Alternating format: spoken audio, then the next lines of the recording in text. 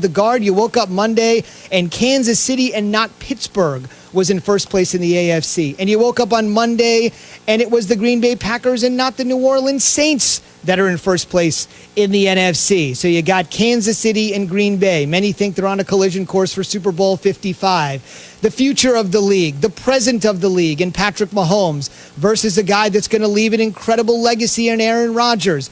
Both guys looking for Super Bowl championship number 2, and both in some way, whatever order you want, going 1-2 in the MVP race. And for more on that, let's bring in A.J. Hawk. He's a BCS national champion, a Super Bowl champion, a 2-time All-American at Ohio State. Is that all he did? His player resume brought to you by Indeed. Hiring you need Indeed. Learn more at Indeed.com/credit. AJ, that's Jay Will giving you a shout-out. Let's start here. Let's start with the NFL. We'll get to Ohio State in a moment because I know Jay Will is rare to talk about his Buckeyes with you. But first things first, you've watched Aaron Rodgers' entire career. Is the way he's playing right now, is this the best football we have seen from Aaron Rodgers? Wow, that's a great question. I mean, we've seen him do so many special things over the years, and I got to see it firsthand for so long. But yeah, I mean, I'd be hard pressed to point to a time in his career where I could say, oh yeah, he was far and away playing better then than he is right now. Like, I feel like this year he's found a way to kind of put it all together, like physically, mentally. Like you watch him play, he just looks like he's having so much fun. It looks like it's easy for him, which is something that he's been able to do his whole career. And you mentioned he and Patrick Mahomes, standing up top, fighting for that MVP race. I tell you what, it just got me thinking. Like, State Farm is not too upset. State Farm has both them and their campaigns running commercial all over the place. Like, those guys, that was money well spent to get those two guys. How confident are you that the Packers can make a serious, and I mean serious, Super Bowl run? I'm very, very confident in what their offense is able to do, and mainly because of what Aaron can do. And Devontae Adams is one of the most, for some reason, like under the radar, unbelievable superstars out there in the league. I think he's finally starting to get a little pub of what he deserves, but he is so good, and he's so good for the team and such a good leader. But I'm super confident in their offense. Their defense, most of the times I'm very confident, but what worries me is what happened last year in the NFC Championship game when the Niners were able to kind of run all over them. I just hope something like that doesn't happen again, to where their defense can kind of get exposed when it really matters. Will it take for them to have the number 1 seed to get one of these Tampa Bays, one of these New Orleans, the Rams, Seattle, to that minus degree temperature in Lambeau for them to advance to Tampa Bay for the Super Bowl? I mean, it definitely can't hurt. I think we know that they can play well in cold weather, and some teams handle it better than others, depending on who comes in. I mean, there's so much just up in the air. I feel like in the AFC and NFC this year, what are the Saints going to be? When does Drew Brees come back? Are the Rams all right? Are they legit? Like, they're up and down, their consistency, but they look pretty good right now. And Tampa Bay with Tom Brady, I don't know exactly who they are. I know they got a win last week, but it's just it's such a unique year. I have a hard time predicting anything when I'm trying to pick, like, who may win this game? I don't know. Like, you never know what's going to happen. Patriots go out and win, 45-0 a couple weeks ago? Like, I could have never guessed that. AJ, what's the one thing that could derail the Packers' chance to win the Super Bowl? Well, first off, you got to make sure you find a way to keep Aaron upright and keep him healthy. That's the biggest thing. I think you need him in the lineup, and guys like Devontae and the running backs, and their offensive line's done a good job too. But I think a team that could come in and be fairly balanced and have success running the ball and then letting that open up everything else, and trying to, when a team could do that, and if they can control the ball and keep it out of Aaron's hands and kind of keep the Packers offense off the field, that's what would scare me the most if I was on the Packers team right now. I don't want to say scary, but I should say as a fan right now, that's what does scare me when I think about what could happen to them in the playoffs. Well, who would be some of those teams? What's an example? Man, like, the Saints always worry me. I never know exactly what they're going to be. They have the ability to be so explosive offensively, and their defense, I know they didn't do it last week as much as they have throughout the year, but their defense can play, and those guys can fly, and they can create turnovers. So a team like that would worry me a little bit. I guess when I look around the NFC East, I don't know if I if I really would worry too much about Washington. Now I know you can't take anyone lightly, but they don't have they're not scoring a ton of points offensively. Their defense knows how to score points though, so they're always going to battle. But it seems like New Orleans and the Bucs, if they find a way to put it together here in these last 3 weeks of the regular season and start to play their best football, that'd be a team I'd keep an eye on too. A.J. Hawk is joining us, the former Packers and Ohio State linebacker. We dug in deep with Green Bay.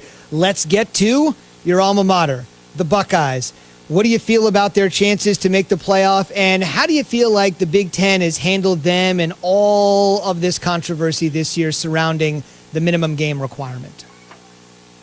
Well, I think we could have seen this one coming back when they postponed the season back in the day, and then they make the announcement they're coming back, and there's still like 6 weeks until they started.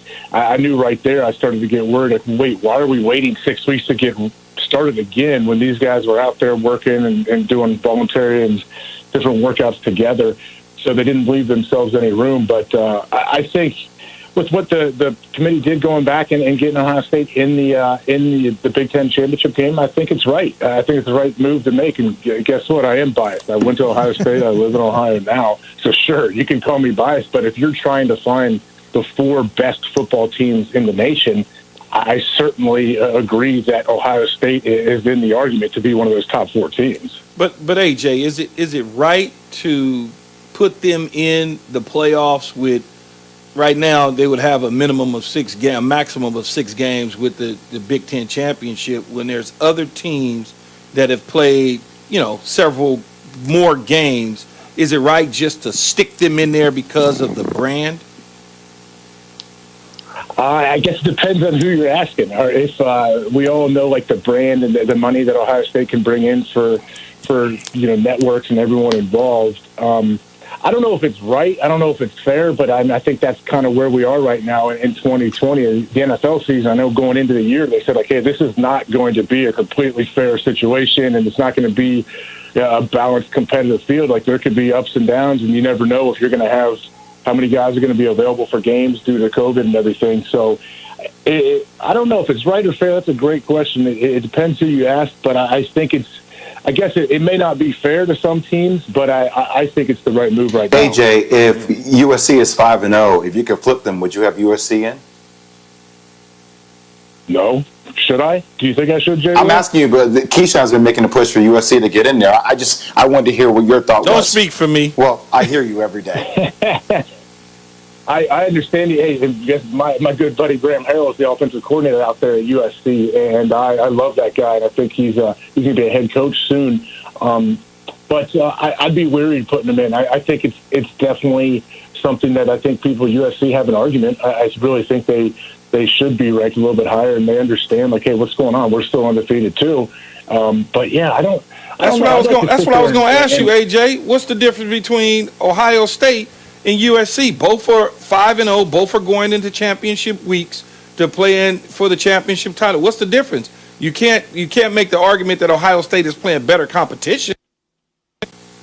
No, you can't, and I agree with you there. I guess what's the only difference? The last 8-10 years of how they played, is that what the committee goes off of? Like the success that they have had and the brand that they've built, and we know USC is an absolute national brand, and they are unbelievable.